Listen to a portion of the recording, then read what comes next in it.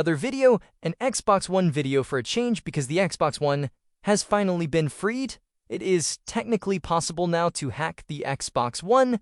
The method has been revealed here in this talk by Markus Gaasedelen at the Reverse Orlando 2026 conference, so you can go ahead and check that out. To leave a link to the full talk in the video description. It is about an hour long, but it's definitely worth a watch, going over the insane lens that Markus took to be able to actually make this hack a reality. And we're talking about a full hack for the Xbox One in the same level as something like an RGH for the Xbox 360, so a very significant exploits here, especially on a console that many considered to be unhackable, when you consider the fact that the, PS4 and Xbox One released around the same time, and of course the PS4 has had so many hacks from, 2016 onwards till now. If you think about how many different hacks have come out for the PlayStation 4 during that time, and during that entire period, the Xbox One security has remained intact and has not had a significant exploit to this degree, so that is now about to change. Now, I'm not going to go over all of the stuff that was covered in this talk, because obviously I don't want this video to be over an hour long. I highly recommend going to the actual talk itself and watching the talk if you're interested in all of the information about how he managed to get this hack going. But we're mainly going to be focusing here on the impact of this hack. So the hack itself uses glitches, so like voltage injection to skip certain instructions, to be able to glitch the console in different ways, and similar to something like the RGH in that respect. But basically this has two glitches. So the first glitch is used to skip the MPU enablement, so the memory protection units, the instructions that enable that, are essentially skipped with this glitch, which allows the user to tamper with supervisor memory, also gives us rewrite and execute for free. And then there's a second glitch to hijack PC as user and jump user into parallel SP1 header to read in our shellcode. The shellcode is then executed as user, can carefully corrupt saved supervisor registers because NPU is off, execute supervisor call SV0, and hijacks the supervisor execution via corrupted LR, and then achieves arbitrary code execution as supervised during SP0, no higher privilege on the entire system. Now, the crucial thing with this exploit is that it happens very early in the boot flow, in the SP0 boot ROM, before a lot of the other security measures are loaded in.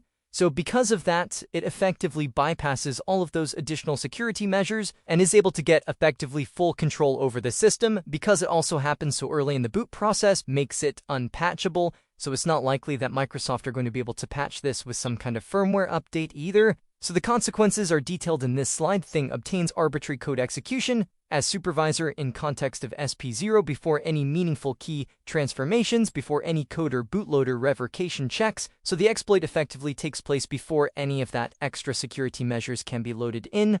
And this level of compromise enables the ability to decrypt, load, patch, and execute unsigned code at every level. The platform security processor, the SCP, the hypervisor, the host OS, the game OS, and the system OS can all be compromised using this.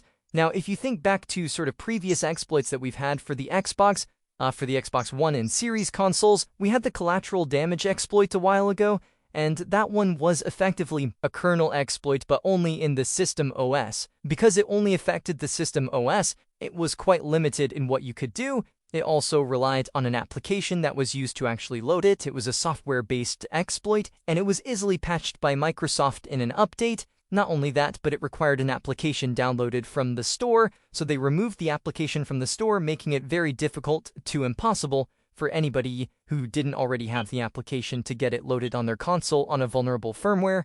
So it was very, very limited because of this.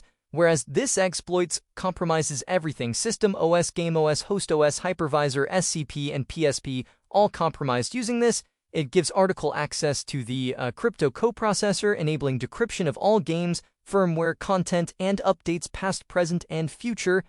He states that this is important for preservation efforts, to be able to obviously preserve Xbox One games into the future, being able to dump them. Also better console repairability, unpaired NAND and unpaired ODD, so the optical disk drives. So for instance, having this level of exploit is great for repairers, because if you have things like broken disk drives, you can get a new disk drive and pair it to the console with this exploit. So all of that stuff is fantastic. So in terms of what consoles are affected, it's the 2013 launch model, so the original VCR Xbox One, that is affected by this exploit. Now, of course, that is the one that he was specifically working on, was a 2013 launch model, I believe. He says year 1 Zorro SoCs had hardware-based anti-glitching monitors fused off, so the 2013 launch models did have this extra protection measure of anti-glitching monitors, which were off on those particular consoles. These side-channel monitors, as you can see here, fused off for launch because they were unstable, but then there was a revision of the console released, I believe, in the fall of 2014, and those consoles had that anti-glitching monitors on. So that's an extra thing that would need to be bypassed in the 2014 and onward Xbox One models. However, Markus strongly believes that this can be worked around by effectively glitching past the monitor enablement if they're tripping. So theoretically, he believes that it should be possible for all of the original fat model Xbox Ones to be exploitable using this particular hack, the Bliss hack. Now, the Xbox One S and Xbox One X, he did look into these. He says that the boot continued to evolve and has been hardened even further. There's a reset processor plus a security processor, and the techniques described here have relevant application towards attacking these systems. He did a lot of work to enable certain debugging of the boot process, like enabling postcodes, so it seems the hack is not going to just work on the Xbox One S and X, but certainly a lot of the stuff that was discovered here could be applied to the S and X, to be able to study the boot process of that console and figure out some kind of similar hack, to be able to exploit those consoles too, so it could certainly help towards a future hack for those consoles too. And then we also have the Xbox Series S and X, which have not been investigated at all, and I'd be very surprised if a lot of stuff was applicable on those systems too, but we'll have to wait and see for other people to investigate that. So he also states that a mod chip is very possible for something like this. You know, he did have a lot of stuff hooked up to his motherboard, but a lot of that was for debugging and testing and for analyzing the boot process. So a more refined, mod chip that's just designed to do the hack alone, it would likely not be too difficult to install. He also stated that his current implementation takes anywhere from a minute to 30 minutes to actually, get the console booted with the exploit. So that's why he didn't do like a live demo in the actual talk itself. So it does take a long time to actually boot. However, he does say that it could be streamlined to boot within a second. So he doesn't think that's going to be too much of a problem in terms of, the timing, just because his takes a long time. If it's refined, it could certainly boot a lot faster. So I wouldn't worry too much about that at the moment. However, he states that it's not going to be by him. He's not going to make a mod chip. It seems that he wanted to do this just as a challenge because the Xbox One was known to be unhackable, kind of a hold my beer situation. It doesn't look like he's actually interested in, releasing a mod chip for this.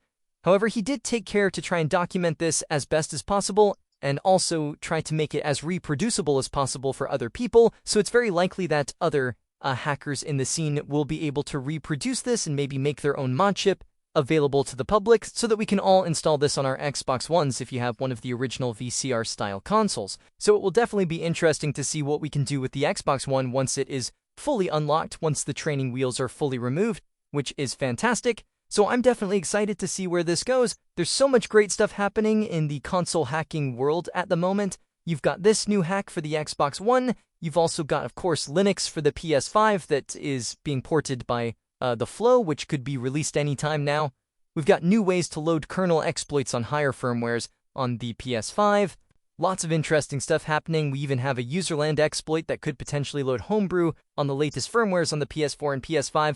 So much interesting stuff happening right now. I'm not sure if I'm going to be able to cover all of it. I'll try and cover as much as I can, but obviously there's a limit depending on, if everything all comes out at the same time. But we'll see how it goes. I definitely want to cover as much as I can. So anyway, hope you guys enjoyed this video or found the information useful. If you did, please leave a like and subscribe. And as always, I will hopefully see you guys in the next one.